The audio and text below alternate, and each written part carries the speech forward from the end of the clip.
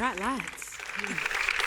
Hello everyone, my name's Carly Findlay and I would like to pay respects to Aboriginal elders past and present and extend my friendship to any Aboriginal people in the room today. This always was and always will be Aboriginal land.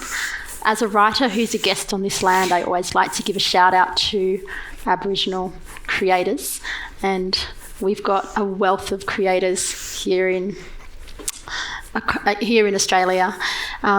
Leah Purcell, Miranda Tapsell.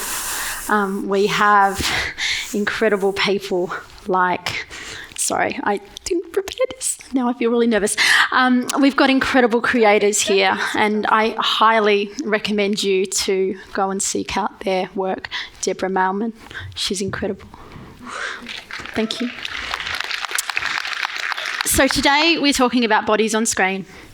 And I have three incredible people next to me. On my left, I've got Taran Brumfitt, who is the current Australian of the Year. Taran is an award-winning filmmaker, best-selling author, and an internationally sought-after keynote speaker.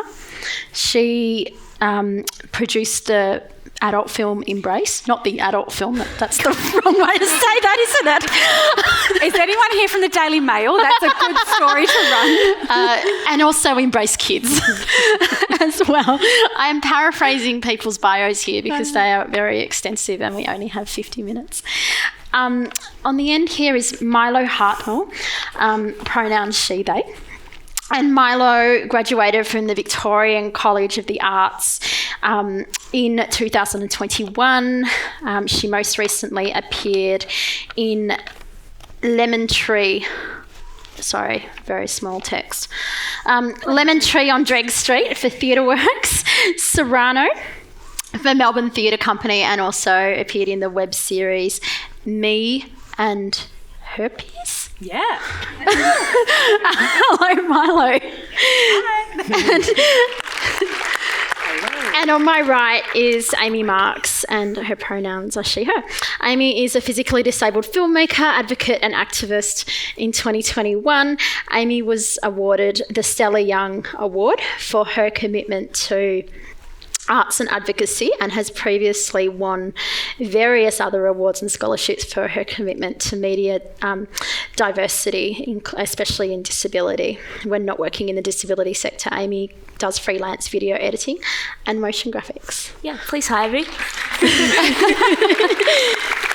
So today it was actually Amy's suggestion, we are going to each do a 5-minute or so talk to you, and then we will have some time for questions.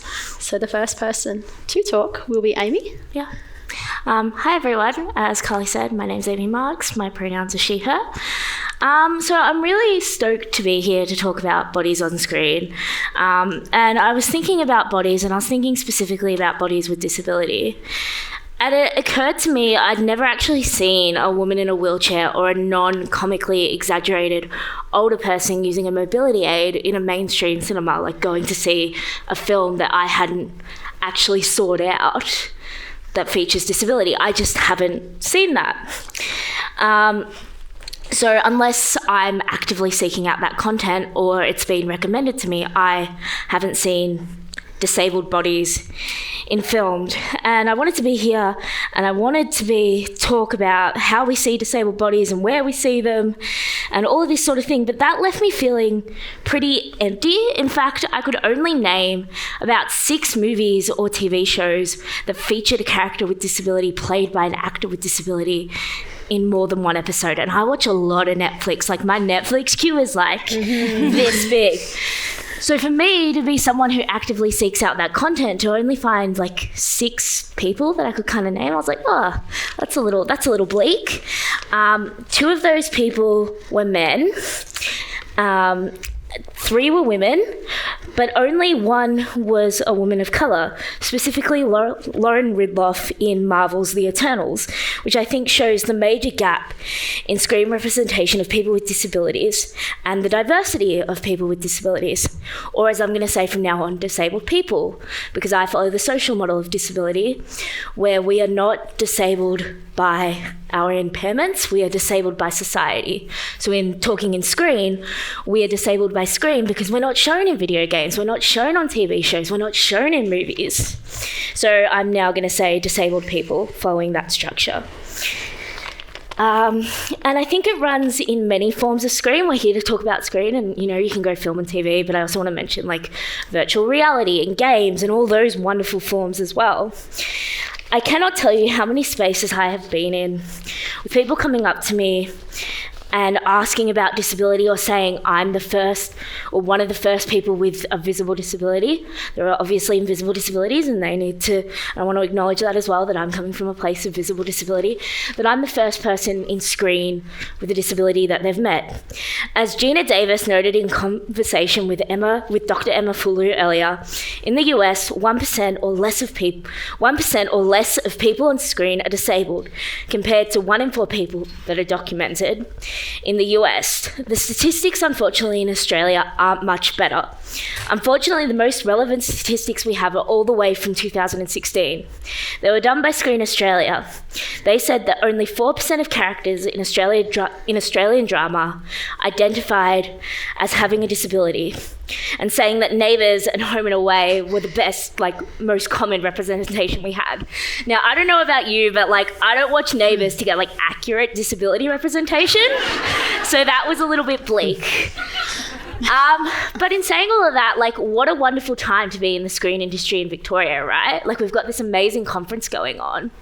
And I think there's less excuses that we have now to include disabled people in film. As some of you may know, we've got the largest virtual reality stage now down at Docklands. You might have heard of it referred to as a volume. So you can put people anywhere. You can't use location as an excuse. You can't, all of these excuses are fading. So I think my ask to you as practitioners is, I'm currently making a film which is starring a young disabled woman and has about 50% crew with disability, which I'm pretty stoked with, because you don't often see that, is to take the second and think about how you can improve accessibility in your line of work. Where are you not seeing disabled people? Is it in front of the camera? Is it behind the camera? It really, the secret is it isn't that hard. It takes half an hour extra of forethought and just asking the questions of what people need. So I really hope that you can kind of go away and think about, what can I do to include people with disabilities in my screen work? Yeah. Thank you. Amy, you said we don't watch Neighbours for good disability representation, but we do watch it for good trans representation. Yeah. Georgie Stone. Milo? Hey! Oh, it's on. Hi. My name is Milo Hartill. My pronouns are she, they, and I'm just a young little actor guy who was honestly pretty surprised to be asked to come and talk at this, namely because with the state of the industry being how it is, I don't really feel like I can talk that greatly about representation for me on screen, because it doesn't really happen. I wanted to start out by highlighting that, and I mean it feels like an obvious statement and fact now, and that is that representation is important. It informs how we see ourselves, it informs how we see others, it informs how we see our worth, what we think we can do, what we think we can't do, what industries are made for us, what industries are against us, the kind of positions that you can get to. I was having a think about the statement, if you can't see it, you can't be it. And it made, I'm, queer, slay, and single. I am mixed race. I am recently exploring where I sit on the gender binary, and I am fat. Proudly fat, nobody cringe. I'm saying it about myself, so you don't have to feel weird about it. But, it took me a really long time to believe that I could, all of the industries that I now work in, it took me a really long time to believe that I could actually work in them. Because as a performer, I was like, sure, I'd love to be a singer and a dancer, but, fat people don't really do that. And I would love to be an actor, but in Australia, they don't really have black women. I'd have to move to the US. And, I would love to play a queer person on screen, but that's also kind of reserved for white, thin, pretty, blonde, blue-eyed girls who kiss, and it's not really for the queer gays, it's for men being like, wow, that's really hot, love that gay stuff. Budding comedian too. Kidding, absolutely not. But I was thinking about, if you can't see it, you can't be it. And I could talk for hours about the effects of not having representation on screen has had on me, and how it, to this day, I'm really lucky to have a rich, full career in the arts. But to this day, I go for things and I'm like, what's even the point? That casting director's never once cast a fat person in a role, has never once cast a black person. But I did want to throw that to any casting directors, producers, writers in this room, and also to the audiences, because y'all have the power in changing this industry. Casting directors and producers and writers write things that have in it there needs to be a fat person. Write things that needs to have a fat person. Don't only go for one type of diversity. I did a speech the other day about how I feel like in film you can only have one thing that makes you different. So if you're going to be fat, you've got to be white, and you've got to be blonde, and you've got to have blue eyes and be everything else exactly the social ideal, but you're a size 14. Or if you're going to be a person of colour, you've got to be rake thin, and you've got to look really specifically that person of colour so that they can go, yeah, we ticked that off the box. You seeing her? Yeah, she's actually really black. Or, if you're going to have a queer person, they've got to not be anything else. That's their storyline. Boom. I think as well, looking at diversity on screen and bodies on screen, I find it really interesting how if people are going to use you for your thing that makes you stand out, that's your whole storyline. That's all you get to examine as an actor and as a character.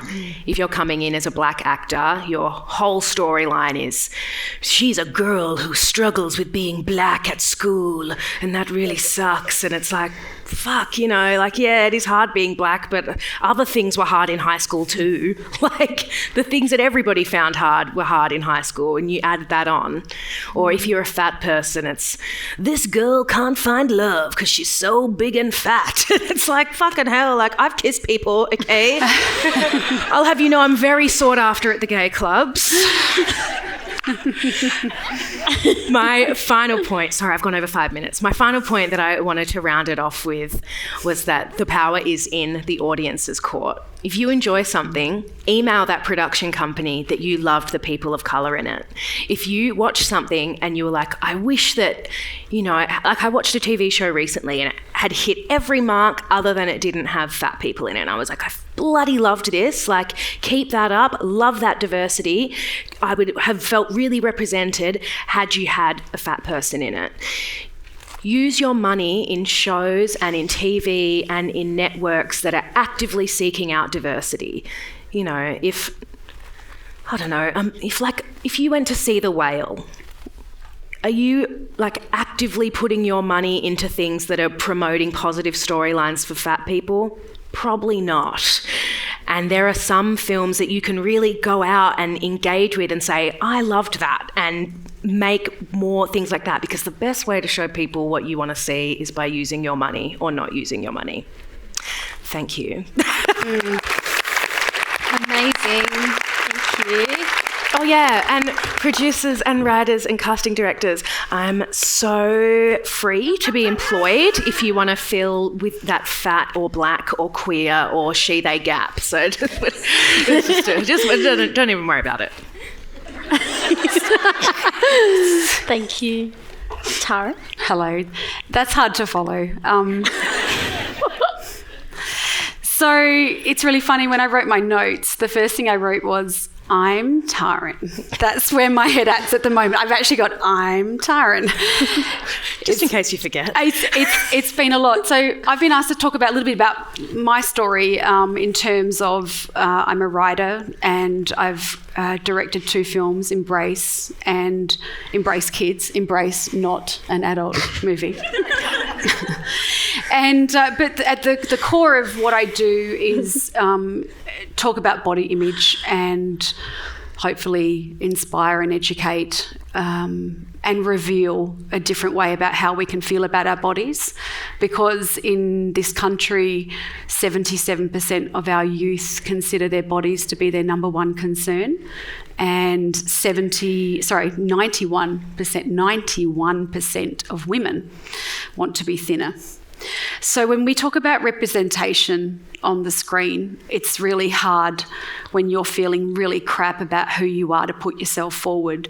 As a first-time film director with Embrace, I actually raised the money through crowdfunding to get the seed funding for that film. And the tagline for that particular film, who has seen it, by the way? Raised hands. Oh, it's better. I was in an audience recently, it was like 2 people. I was like, oh, that's hard. For those of you who haven't, it's on Netflix. Please do watch it. But the tagline on Kickstarter was around the documentary that would create global change. I mean, I even hate myself for writing that. And I work out of the Adelaide studios with filmmakers like Sophie Hyde, and I'm so embarrassed that I wrote that. But you know what? By putting a really great team of people around me who really knew what they were doing, and through really great collaboration, we did do that. The film was seen by millions of people in 190 countries. In Germany, it went number 1 at the box office and beat Guardians of the Galaxy and King Arthur. It's a really, I know, I just love it because it's a really good underdog story that no one would have seen that coming. Like, the film didn't have any nothing. No special effects, just talking about bodies. But what we were really proud of when it came to that particular film was Associate Professor Ivanka Pritchard from Flinders University and Dr. Zali Jaeger from Victoria University did a global study on the impact of that film that was then published in a medical journal about 18 months ago. So what it said was that by women watching Embrace, it improved their body image. And if we want women to get off the sidelines and do the things that we all know that we're really capable of doing, it is actually starts with how we feel about our bodies. So taking that academic team, the number 1 piece of feedback we had after Embrace was released was, I wish I'd seen this when I was younger. So we decided to make Embrace Kids. And what we were hearing from our teams of clinicians and teachers and the academics was, there were so many things that we need to talk about in the world, but people are too scared to talk about them. And in schools, teachers in particular didn't know what to say when it came to body image. So in this film, Embrace Kids, that was released last year, we talked about bullying and social media and representation, disability, gender. We opened up that conversation. And when I was talking to the fellow panellists here last week about what I would bring to this panel, I sort of revealed that the filmmaker in me back in 2016 is a very different filmmaker to the one that when I released the second film. And there's some shame for not doing better in the first film. I'm really proud of Embrace, but we left a lot of people out of that conversation. And when you know better, you do better. And I guess when Australian of the Year happened, that was a whole thing. We've had conversations about it, some good, some bad. I did actually say to Natasha Stott-Despoja, who's a very close friend of mine, I said I just wanted to drop punt that award straight back. It was scary. It was scary being in the public. But I reckon what I really want to get across today is that we need to allow everyone to hear and listen about where we need to go when it comes to representation and one of the things that the research tells us, it's so simple, is that more diversity improves our health and well-being. Like, that's science. You know, I am the co-CEO of a health promotion charity, and I hang around really clever academics. So if we want more diversity, there's a whole bunch of reasons that we should be doing that. But for our health and well-being, it's really important. I think the only thing I'm really mindful of the time, but the only other thing I really want to talk through really quickly is that we have 30 years of research that also tells us that if you continue to look at the perfect looking body or person constantly, it makes us feel dissatisfied and depressed about our own bodies. So how are we ever meant to rise up if we're not seeing the true reflection of who we all are and the beauty in our diversity? One of the challenges of making Embrace Kids was we needed to be very safe and careful with the content that we put in that film. So we actually couldn't say, here's the problem. We couldn't show the imagery. And working with a creative team and an academic team, it was really tricky because you want to tell a story as a film director, but you need to be safe on the other hand. So we actually didn't show images of the stereotypical body that's reflected back to us so often. And it's blonde, it's blue eyes, you know, it's me. Yeah, it actually is you. Yeah, I know. That wasn't lost on me when you were saying it. I'm like, it's me. Yeah. But this is, you know, that's the other conversation that might come up here. It's about passing the mic. You know, Australian of the Year, great platform, but I'm going to be doing less speaking this year and passing the mic to those that really need to be heard. But we couldn't put images in this film, and I was crying going, what am I supposed to do as a filmmaker if I can't show? And then it was like, dogs. I'm going to put dogs in the film because we never question a sausage dog and its little legs. We just love the sausage dog. And the cattle dog, we don't expect a sausage dog to do what a cattle dog can do on a farm. We just love and embrace dogs, don't we? We never give them a hard time. And I think the world would be a better place if we consider one another like dogs. It's almost like you saying, I've made an adult film. Weird, but get there in your own heads. So thank you. I don't want to take up any more time. Thank you so much, Taryn. I've written some stuff, so if you would indulge me in reading from my phone for 5 minutes, thank you. So I'm a writer, appearance activist and arts worker. I'm a woman of colour, I'm disabled, and I also have a facial difference. I've done a little TV, I've done You Can't Ask That, The Project and The Cook Up have been 3 of my favourite things that I've done on TV. And I've certainly written a lot about representation on screen. Actually talked a lot more about football representation. I hate football. Please don't ask me to do that again. I often say that disability is the forgotten aspect of diversity. Like when we talk about diversity, disability is never mentioned. The way disabled people are shown on screen, often as the villain or having a tragic life, shapes how people see us. When I first saw someone like me, someone with ichthyosis on TV, I was maybe 17 and it was on a show called Medical Incredible or something on Channel 9. I remember writing to Channel 9 to get the videotape sent because I missed it when it aired at like 11 p.m. on a Thursday night. And they sent me this video clip and it was a totally pitiful portrayal of people with ichthyosis. And I wanted to change that, and that's what I've done in terms of writing and changing the way people like me are seen in a way. You know, I haven't been the only one, but I've helped change it.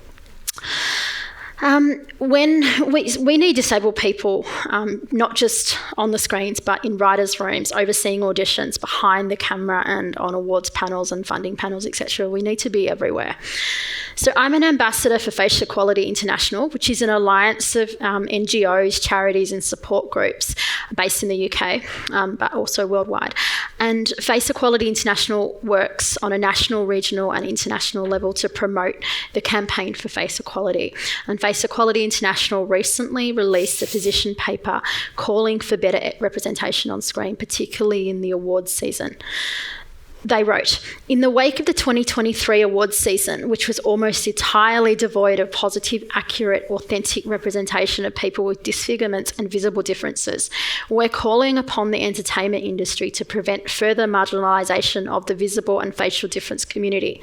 Right now, there are several new productions in the making or awaiting release that we know will rest upon outdated, harmful tropes around disfigurement, from Star Trek Strange New Worlds to The Hunchback of Notre Dame.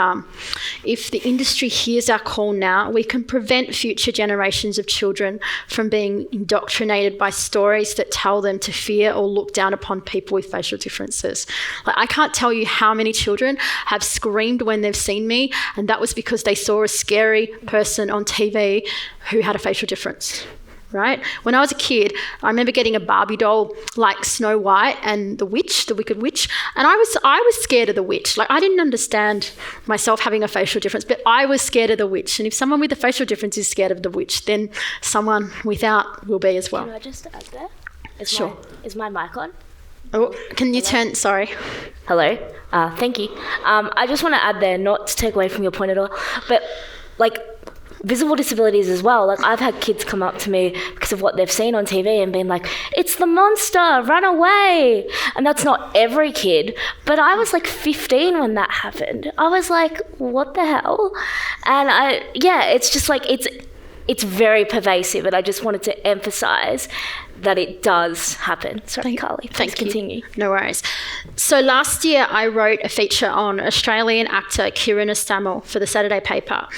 I want to mention that this section that I'm about to quote from Kieran contains a disability slur that Kieran referenced in her interview.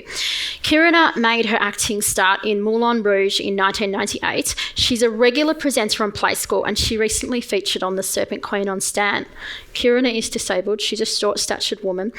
And in short, she moved to the UK to work as an actor because she encountered so many barriers within the Australian screen industry.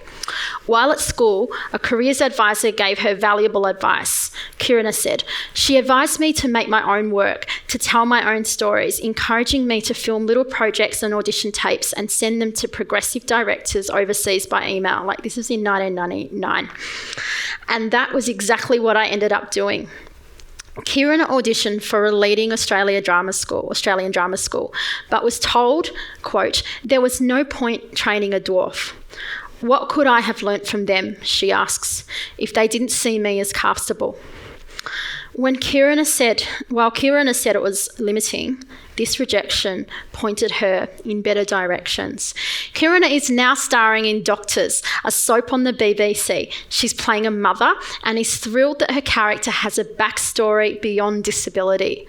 She thought that turning 40 would limit her because of ageism as well as ableism, but she's discovered that it has been affirming. She says that the new role is brilliant as she's working business hours and has weekends off for the first time in her career, and she's just brilliant. So disabled people are often asked to do the additional work when on screen. Disabled people are often the ones doing the work in making things accessible and inclusive, as well as being the writer, the actor, the camera person, etc. It can be exhausting and it can be unpaid. Casting directors often contact me to ask if I can spread the word about their project because they don't know any disabled people. They've literally done no community building or no trust building to connect with disabled people. And then they wonder why no one's contacted them. And often we are only given a few minutes on current affairs programs to speak, usually only to talk about disability. But imagine the things we could cover if we were given a regular co-hosting opportunity. Imagine. I just want to go on the project to talk about something else other than disability, right? For 4 minutes. But if we are anything less than grateful to be given an opportunity, even if we ask for our access needs to be met, we're seen as difficult. It's true. A number of people have said that today, like we have to be grateful. Disabled people are also very good allies to other marginalised groups. but I'm not seeing the same level of allyship extended to us by those marginalised groups. I'm not seeing a commitment to access. I'm not seeing a commitment to boycotting a film or a theatre production if there's an ableist trope, for example. I'm not seeing people boycott a theatre production if there's a character with a facial difference who is a villain, like we're seeing people boycott if there's a cisgender person playing a transgender role. We need to show the same level of allyship. I'm still seeing ableist language and tropes on screen. I'm still seeing it awarded as well. I'm still seeing non-disabled people playing disabled characters, particularly in the before they became disabled scenes. And the excuse is they can't get a disabled person to play a non-disabled person. Look, I don't know too much about animation, but if they can CGI a bear that speaks and dances and wears clothes, they can CGI a disabled person in the film, right? Surely. I have hope. There are some great stories of inclusion and representation on screen. I'm going to list some now. Naz Campanella and Elizabeth Wright are ABC's Disability Affairs reporters. Beth Bradfield stars in Mallory Towers, BBC and CBC production. Chloe Hayden is on Heartbreak High. Hannah Divney, she was the first Australian disabled actor to play a character who has sex on screen. That was in Latecomers. Fiona Toomey, who's in the audience today, is the CEO of the Other Film Festival and is on the Gender Matters Task Force. Merit Hassanen, who is a producer on various ABC programs. We regularly see Jamila Rizvi, Grace Tame and Ali Di Marcellia on news programs. We've got Amy Marks, a young filmmaker who's sitting on the stage now. And I was recently on 4 episodes of The Cook Up doing what I love, cooking. It was amazing. There are so many passionate people in the room today, and I implore you to ensure that you make space for, make things accessible for, and genuinely include disabled people. We have a right to be seen on screen. Just on that, one of my favourite things that happened 4 years ago after I was on the project, my friend Casey sent me a photo on Facebook, and it was of her little boy Chaz, who is now 9, but he was about 4 then. And the photo was of Chaz pointing to the TV. Chaz has the same skin condition as I have. And Casey said, Chaz said, "That's my friend Carly. She's got the same skin as me." Oh. Thank you. So I'm going to ask the panel one more question, and then we're going to open it up to questions for the audience now. We talked about this in our briefing, and I provided in the briefing notes for those who weren't there. But I want to ask you all now, a lot of the time people are too scared of getting it wrong, so they don't do anything at all. So what should you do if you feel like you are going to get it wrong? What should you do? You know what, I'm happy to go first on that one, because I did actually write some notes. These were actually my own personal notes, but I'm going to share some of them. Because I think that's the space that I've lived in for 10 years, because when some photos that I posted, this is off the back of your thing, the non-traditional before and after photographs went viral about 10 years ago. I was then thrown into the spotlight to do media when I'd never done any media before. And it was scary from the start, and it's as scary today, to not leave someone out of the conversation, to not say the wrong thing, to make a mistake, because I think there's a whole range of people like me that want to do the right thing, but you get really worried, you get scared, and it's why having dialogues with all of you guys in the last, and we've got an advisory board, and we're talking and we're listening. I think that makes it better. But I think the dialogue that I'm having with a few people right now was around sometimes your greatest critics, they can be your greatest teachers, and if you're willing to be wrong, then that's a really great place to start from, because you're like, okay, I'm listening. Sometimes your greatest critics can be the greatest assholes too. So I'm always saying to people, be very discerning about where you put your energy and who you listen to. But I think in this conversation, That's why I've enjoyed, it's why I reached out to Amy when we made the film. Amy, here's Embrace Kids. Tell us everything that you think. Give us your feedback. And we were so grateful to have that feedback. We made tweaks in that film that will prevent anyone from feeling bad about whatever it is that we were doing, that we were trying to do the right thing, but we don't have all the answers. So I think it's about when you have something to say, it's about being constructive and not cruel, and it's about speaking and not yelling. And I get there's a lot of people who are angry about this stuff, but if you want real change and meaningful change for everybody, I think there's a way that we should go about it. And I think it's just coming back to let's just be civil and polite in those conversations. And I think the other metric that I'm using at the moment for me personally around who am I going to listen to, they're genuine and not self-serving. They're for the greater good and not just themselves. But it's fascinating to be on this side of the fence of being that person with a public profile, not wanting to say the wrong thing. And I'm a pretty strong person. I've got a pretty strong voice. And I imagine if I'm feeling the fear, I'm wondering how other people are too. I'll go next if that's all right for everyone. Yeah. Just backstage, I said something that I didn't realise was wrong, and Carly was really kind and was like, hey, that's not a good thing to say. And I think when you go through experiences like that, it's just about listening and being like, oh yeah, I didn't know that. And like if you are coming from a place of not knowing something, then I doubt most people are going to be mad at you. I mean, if it's, there are some things like, probably don't, if people are saying the N-word nowadays, I'm not going to be so like, hey man, that's not okay to say. You'd never heard that before? No worries. But, I think within the territory of like, if you're trying to do the right thing, people aren't going to be mad at you.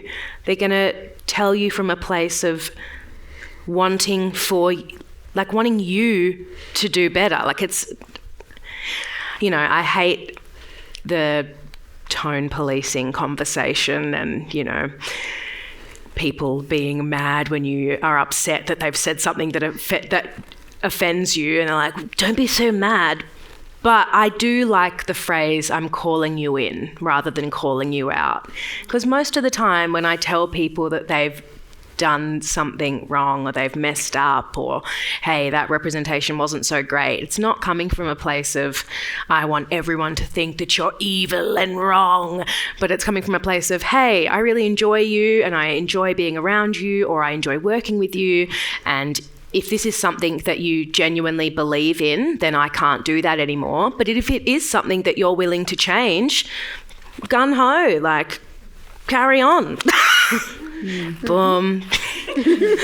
Musical theatre girl, that's the end of what I was saying. Yeah, on that and kind of getting it wrong and that fear of getting it wrong, I think there's so much there, right? Like everything, we tweet or we put online is going to be there forever. And like when you think about that in your digital footprint, you'd be like, oh my gosh. I think what Taryn said before about, once you know better, you do better. It's about putting in those actions. I think working in the disability space, both at a local and national level, I'm one person with a disability. That's it. All I know is my personal experience of disability. I have no clue of the 4 million other people in Australia with disability. So something that's really helped me, because I'm going to get it wrong, something that really helped me is to not base my personality on I'm so inclusion, and look how inclusive I am, you guys, and look how amazing I am. Because some people do kind of base their personality around that, and then you say something and you go, hey, maybe that wasn't as inclusive, or that didn't work for me, and they take it personally, when it's not actually about you as a person. It's really, most of the time, as Milo was saying, it's done with really positive intent, and it's done with, I want to feel safe. This is what I need to feel safe. So for me, what's really helped is taking my ego away from it, because when I've been upset, it's usually my ego. It's usually no, I'm such an inclusive person, and I'm going to prove to you that I'm so inclusive. When now I'm kind of oh, cool, I could do better. And I think it's really about how you approach it. Like, are you approaching inclusion from genuinely wanting to be inclusive, or are you approaching inclusion from you want to look inclusive? And speaking as... Sorry, that was a money statement. Damn.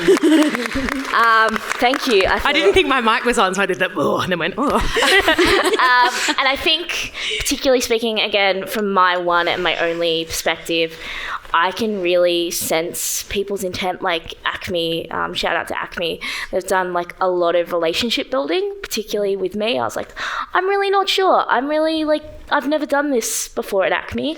And and they've built that relationship when there have been falters, or, you know, we've had to talk about a couple of things. There's a relationship there that I'm like, oh, they haven't just brought me on to be like, here's a young disabled person on stage for like 5 minutes, bye. Yeah. But no, they're like, we want to do better. How can we do better? Let's have this discussion. So yeah, I would definitely, like, just when you're trying to be inclusive, is like, check your ego at the door. So true.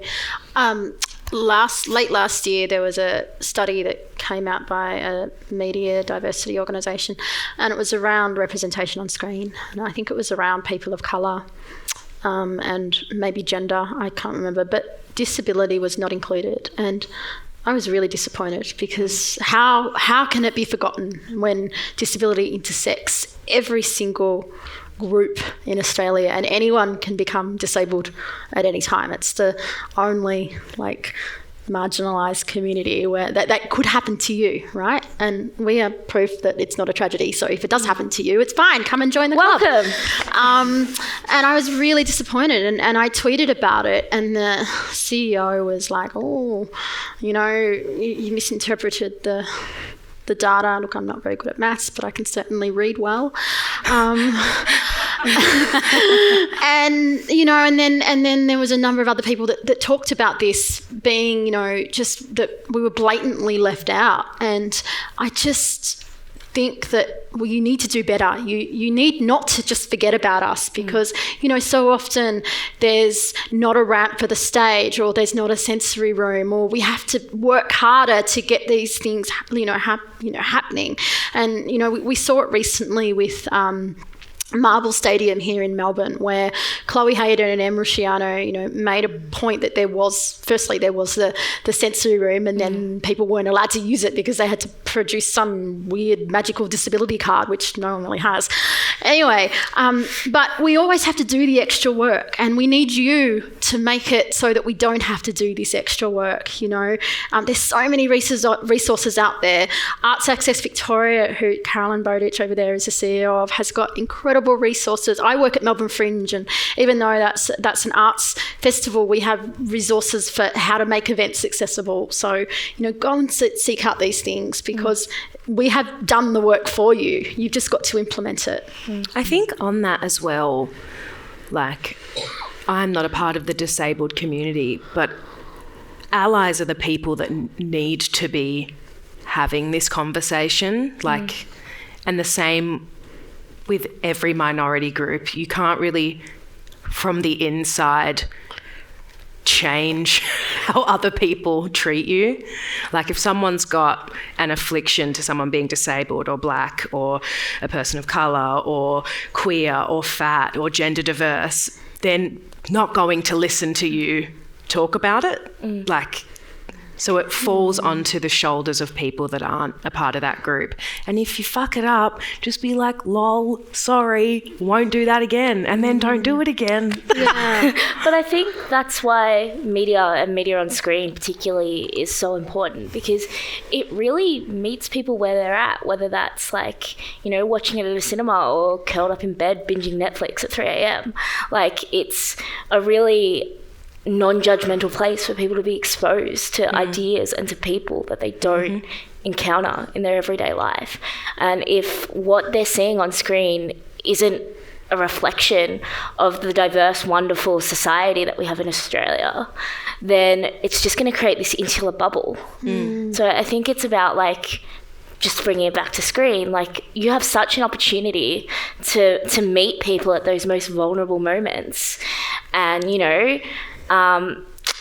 specifically with disability, like, why not have an extra with disability? Like, the amount of times I've looked in like a school show, like a high school show, and they don't have a single seemingly disabled character in even their extras, and I'm like, it's so easy. And when I say that, I want to just put a little asterisk, and again, this is me as a disabled person doing the work, but that doesn't just have to be visible disabilities. That could be invisible disabilities. That could be through a neurodiversity t-shirt or through something like that.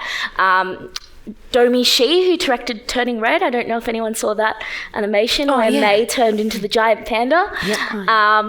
A lot of that, there's unfortunately no disability representation in the main cast, but in the film they own this family temple, and in the temple it's got little wheelchair like ramp symbols, and me and my friends all paused it and we were like, oh, they've thought of it. They've like, they need to do better, but they've thought of it. And yeah, I was watching The Babysitters Club during our never-ending lockdowns, and I remember discussing it with a colleague that I worked with, you know, who we were only seeing on Zoom, and I'm like, oh my God, they mentioned the word ableism in episode 3 of series 2. I'm like, I've never heard this before on a mainstream show. But you're right. I was a walk-on by on water rats once. I've never seen it, but I remember when it happened. So like maybe 2003. So many people were like messaging me or phoning me, because that's how you contacted people in 2003. Carly, I've seen you on water rats. I don't know. I've never seen it before. If anyone's got the footage, let me know. Please. I'm going to open the questions up to the audience now. We have around 5 minutes. Thank you so much, everybody, for talking on the panel. They've been amazing. Thank you. Do we have any questions? And I'm going to preface this by saying, please don't ask us why we say the word disability, because that is a question I always get, even when we've had talked about the words disability. Like, why aren't you using special needs? I don't want to talk about that. You're the boss, so you can just... Hey. Oh, is it me? Oh my God. Yeah. I'm so nervous. I'm so nervous hearing my voice on a microphone too. You sound great. Hi, my name's Ebony. I'm a writer, and I also am a person that lives with disability, a disabled person, and I work in disability advocacy in the arts as well.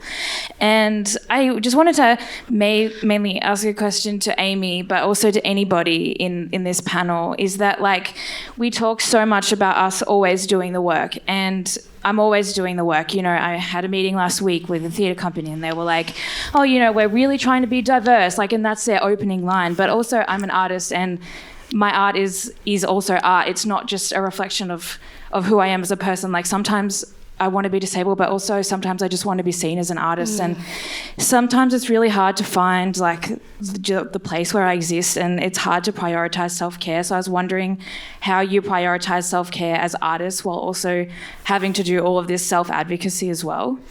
Great question, and I wish I had like the perfect answer for you and be like, I've worked it all out. I definitely haven't. I think that because of the lack of representation we have on screen, at least for me, I went through a period of deeply loathing my disability, and I use that word intentionally. And I was like, you know what? I'm not going to make anything about disability. Like, I'm a filmmaker. I'm going to make films, and they're not going to be about my disability. Then I went completely the other way when I learned about the disability pride movement and I learned about the social model of disability. I was like, yes, I'm just going to make disability stuff, and this is awesome. Got burnt out super quickly. So what I've realized in my self-care practice is recognizing, like, two halves of a whole. Like, I'm a disabled person and I'm a person and I have all these interests, and really just acknowledging that they can work together. A former film director friend of mine, Bridget Canny, once said to me, she's like, and no one had ever said this to me, she's like, your disability is like a relationship. Some days you have good days, some days you have bad days, but like when you're in a relationship, you work those out. So I think rather than thinking of your disability as a stagnant thing, thinking of it as a relationship and almost a partner in life has been really helpful for me to practice self-care, practice that, like, okay, today I'm not feeling it, but that's not a reflection on me. Today I love it. You know, like, yeah, I hope I've answered your question. Yeah, thank you so much. Yeah, thank you. I absolutely don't have an answer. If anyone finds other good ones, please hit me up, that Fat Diva, Me on too. Instagram. I'll absolutely listen. I shop a lot.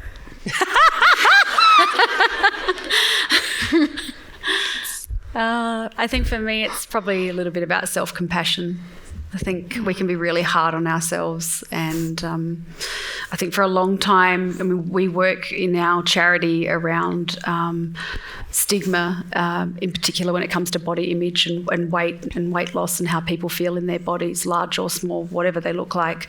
And for such a long time, there's been some pretty horrendous campaigns that have made people feel really bad to be in larger bodies. And having spoken to and interviewed lots of those people and just hung out with them and heard their stories, it's really nice to see now that the science tells us that it's not being harder on ourselves that's going to get us to where we want to be. It's actually self-compassion that is the cornerstone of everything we do in our lives. It's so important to have.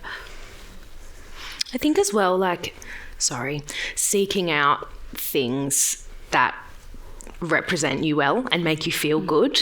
Like, I will never forget the change my mental health had when I went through my Instagram and unfollowed every health and fitness Instagram I was following, wrote down that number, and then actively followed as many fat, black, queer women that matched that number as I could, and specifically fat, black, queer women that looked like me and that I also was like, fuck, you're hot. So that then I kind of associated that in, like, it just changed my entire perception of myself. Like, I just was like, would see this picture of this hot fat girl and then look in the mirror and be like, you're pretty slay too, actually. Milo's been saying like slay all day. That is a slay, my friend. I'm 22. I'm 22. I can't help it. Slay. Slay. I feel incredibly old. Hang on. How old are you? 41. Don't look That's pretty old. No, I'm older than you. So that's like, I can say that. Is this where I go in my head? I was going, what's water rats? It was a police drama, but not the one that Callum Mulvey was in. He was my favourite. On that, I just want to shout out, Carly mentioned it before, but do go check out Latecomers. It was made by SBS. It's an Australian production. It was written by Angus Thompson and Emily Dash, who are two creatives with disability. And yeah, it's just a really great piece of local programming, and we hope we have more. So if anyone commissions it, please follow and make more disabled content. Absolutely. I think our counter is at 0 now. Maybe one more question, because we started a little bit late. Have we got another question? Yeah. Down here? Okay, there. Yes. I feel like the UK is a lot more ahead of us as far as inclusion goes. I was watching a show this week, Am I Being Unreasonable? And there was 2 characters on there that were both of small stature, and there was no reason for them to be, like, there was nothing behind it. They were just characters in the film. And I feel like in so many areas they've been leaps and bounds ahead of us.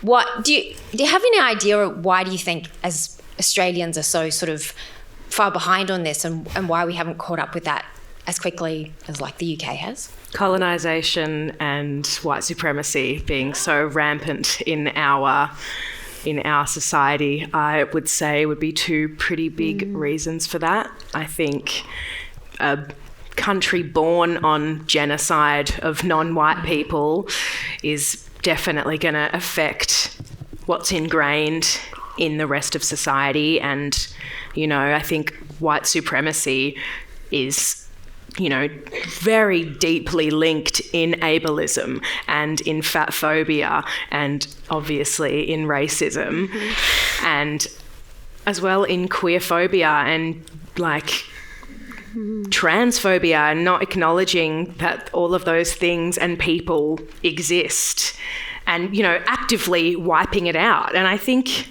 it's obviously represented in our film, TV, advertising, theatre, musical theatre, marketing, Instagram, online, in every single way that is deeply, deeply rooted in our society. And I mean, you can see it in our CEOs of companies and our production teams and backstage, and unfortunately in our audiences too, and who the market's being made for. I think as well a part of that is like, who has the money to go and watch these things? It is white, upper middle class people who are probably not disabled, probably not people of colour, probably for the most part thin-bodied, and therefore the market is steered towards those people and who has money to support that industry. Sorry, I just went like from slay to white supremacy. Yeah, I think that is so deeply steeped in our society, and I'm really grateful for Black Lives Matter and that movement for, I feel like, starting a lot of other movements that have made us aware of where we are going wrong as a society, but particularly in Australia, because it is so recently being interrogated here. We had a terrible government for very many years. The Liberal government, we didn't have a Ministry for the Arts until, was it late last year? We haven't had arts funding, keeps on getting reduced. But I think what you're saying, Milo, around audiences, I remember going to a show, a movie I had to write for SBS actually about. I went to see the movie Me Before You. And if you know about Me Before You, it's one of the worst films I've ever seen. Please don't watch it. And it's showing that disability is a worse fate than death, right? And so I was there. I remember I had a blanket on and I was like making notes under my blanket fort thingy about what I was going to write about. And I was there with a disabled friend who was a mobility scooter user. And it was awful because people were like gasping and laughing at the ableist bits and, gasping at the tragic bits. And it's worth noting, the dude was married to like Amelia Clark and was like a billionaire. Like, right. Hello? There was no tragedy there whatsoever.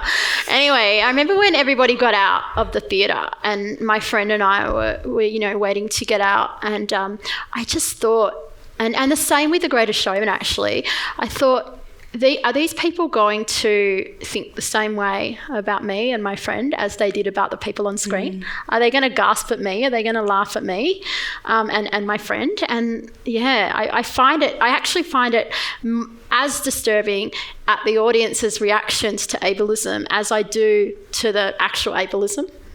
Sorry, that didn't really answer your question, but yeah. Do you have anything? Just very quickly. So to answer your question about like international, like low-key like planning my exit strategy out of the country, and I think that's also why like talent, as we've heard today, diverse talent isn't welcomed here. So those amazing creatives that have that power, that have that drive, they're going, well, I'm going to go overseas because there's no welcoming platform. There's no one that said, we're going to give you the funding to make that stuff here. Specifically in disability, again, like they're men, but Josh Thomas and Adam Hills have had to go overseas to really have that critical success and talk about their disabilities on screen. But it also varies state to state, right? Like in screen specifically, New South Wales has an amazing team around screen and diversity, and they have Screenability and Create New South Wales and all this sort of stuff that we just don't have in Victoria. So it's really, again, it's on you all, or the, I'm not going to say able-bodied people, I'm going to say not yet disabled people in the audience, to really take the mantle and go, we need to push for this, because we get shut out, whatever minority, get shut out, get beaten down, get told no so many times that we can't do it. So it's up to you to be like, we've created this really welcoming platform. Don't leave, stay here, make that awesome stuff here. Amazing. We are over time. I'm getting the wind up. Thank you so much, everyone, for coming. Thank you for speaking. Thank you.